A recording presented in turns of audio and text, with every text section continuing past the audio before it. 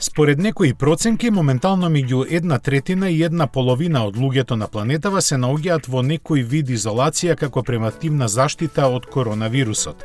Фабриките не работат, а сообраќајот на улиците е сведен на минимум, со што потрошувачката на нафтата како движечки енерген драстично се намали. Тоа автоматски доведе до опаѓање на низината берзанска цена, која дополнително беше срозана со и наетењето меѓу Русија и Саудиска Арабија, кој да го намали низиното производство. Заради тоа, низината цена како лани главно се движеше помеѓу 60 и 70 долари за барел Брент. Од крајот на февруари се намали за 3 пати. Во исто време, цените на бензинот и дизелот кај нас опаднаа за само 28, односно 21%.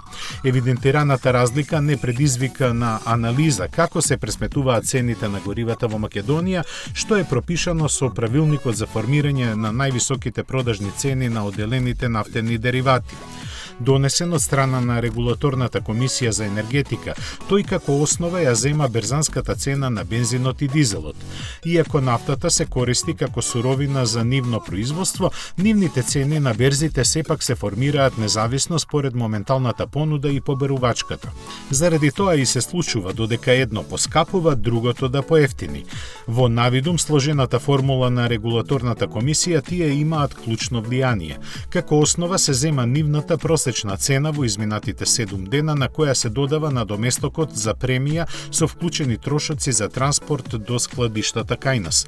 Тој се определува еднаш годишно и сега изнесува 92 долари за бензин од 95, 134 за оној од 98 октани и 73 долари по тон за дизелот. Сега тоа се конвертира во денари и литри во зависност од курсот на доларот и пропишаната густина на горивата.